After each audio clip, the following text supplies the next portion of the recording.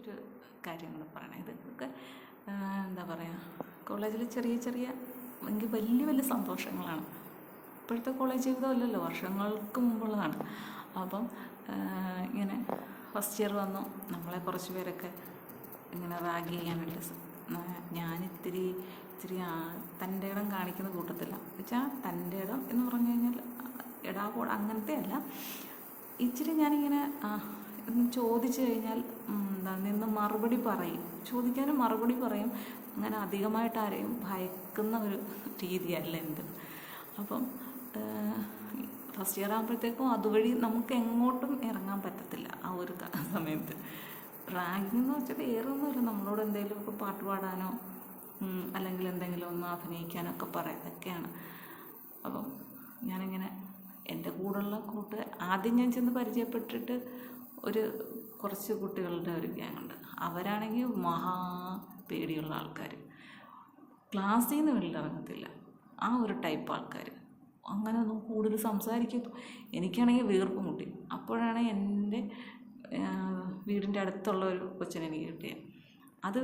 ആ ഒരു ഗ്യാങ് വലിയ കുഴപ്പമില്ലായിരുന്നു. എന്നാൽ ഇവരൊന്നും അധികം പുറത്തേക്ക് ഇറങ്ങത്തില്ല. ഇവർക്ക് ഇപ്പം നമ്മൾ ഉച്ചയ്ക്ക് ചോറുണ്ടിട്ട് 1 മണിക്കൂർ ടൈം കിട്ടിയാൽ അപ്പോഴും ക്ലാസ് റൂമിൽ ആ ബെഞ്ചിലിരിക്കുക, അതുമാത്രം. എനിക്ക് കുറച്ചൊക്കെ കഴിഞ്ഞപ്പോൾ പിന്നെ ഞാൻ എന്ത് ചെയ്തെന്നറിയാം, തനിയെ നടക്കാൻ തുടങ്ങി. ഊണ് കഴിഞ്ഞ് ഇവരാരെങ്കിലും ചോദിക്കും, ആരെങ്കിലും വരുന്നുണ്ടോ? ഇല്ല, നീ പോയിട്ട് വരാൻ പറയും. അപ്പം ഞാൻ ഒരു സൈഡിൽ നിന്ന് കയറിയിട്ട് ഇപ്പോൾ ആ ഒരു വരാന്തയിൽ കൂടെ നടന്ന് ഒരു ബിൽഡിങ്ങിൻ്റെ എൻഡിലെത്തിയിട്ട് അവിടെ ഒരു സ്റ്റെപ്പ് കൂടെ മുകളിൽ ചെന്നാൽ 2ാമത്തെ നില. എന്നിട്ട് ആ മുകളിൽ കൂടി ഇങ്ങനെ വരാന്തയിൽ കൂടെ നടന്ന് ആ ബിൽഡിങ്ങിൻ്റെ അപ്പുറത്തെ എൻഡിലെത്തുമ്പോൾ താഴോട്ട് സ്റ്റെയറുണ്ട്. അവിടെ നിന്ന് നടന്ന് നേരെ വരും. നമ്മൾ എവിടെ നിന്നാണ് തുടങ്ങി അവിടെ ഒന്ന് നിൽക്കും. ആ ഒരു രീതിയിലുള്ള കോളേജാണ്. അപ്പോൾ അങ്ങനെ പോകുന്നതിൻ്റെ ഇടയ്ക്കൊക്കെ എന്നെ പിടിക്കും. നമ്മളെ കാണുമ്പോൾ അവർക്ക് മനസ്സിലാകുമല്ലോ. അപ്പം ചോദിക്കുക, ഏതാ ഡിപ്പാർട്ട്മെൻറ്റ്, എവിടെയാണ് വീട്, പേരെന്താണ്, എന്തൊക്കെ അറിയാം, അങ്ങനെ പാട്ട് പാടും, ഒരു കോമഡി പറയും, ഇങ്ങനെയൊക്കെ ചോദിക്കും. നമ്മൾ പറയാം, ചേട്ടാ അങ്ങനെ ഇങ്ങനെയൊക്കെ പറഞ്ഞ് ചിലരൊക്കെ നമ്മളെ അങ്ങനെയൊക്കെ ഒത്തിരി പേരെ പരിചയപ്പെട്ടിട്ടുമുണ്ട്. അപ്പം അങ്ങനെ ഫസ്റ്റ് ഇയർ കഴിഞ്ഞു. അങ്ങനെ സെക്കൻഡ് ഇയർ ആയപ്പോൾ നമുക്കിച്ചിരി പ്രാധാന്യം കൂടുതൽ ഫസ്റ്റ് ഇയർകാർ വരികയാണ്. അപ്പം നമ്മൾ വലിയ ആളുകളായി. അപ്പം ഒരു BA ഇംഗ്ലീഷിൻ്റെ ക്ലാസ്സിൽ അപ്പം ഞങ്ങൾ പിള്ളേരെല്ലാം കൂടെ പ്ലാൻ ചെയ്തു. ആൺകുട്ടികളുണ്ട്. അപ്പോൾ ഒരാൾ ഇത്തിരി വണ്ണമൊക്കെ ഉള്ളൊരു കൊച്ചനാണ്.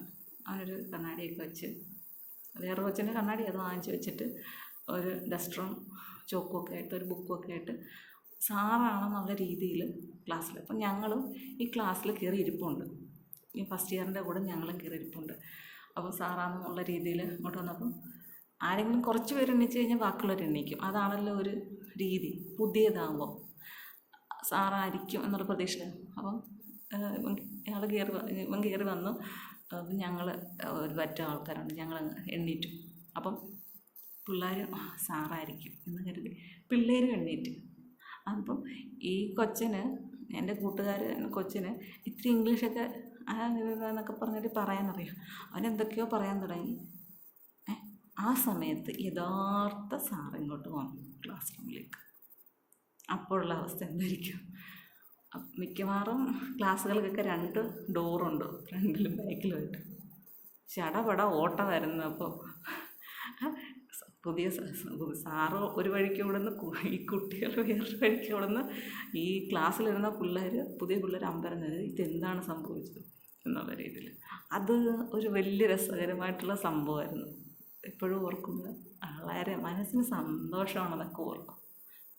ഇങ്ങനെയൊക്കെയുള്ള സംഭവങ്ങൾ നിങ്ങൾക്കൊക്കെ കാണും, ഓർത്ത് നോക്കാം. അപ്പോൾ സബ്സ്ക്രൈബ് ചെയ്യാൻ മറക്കില്ല കേട്ടോ, പ്ലീസ്.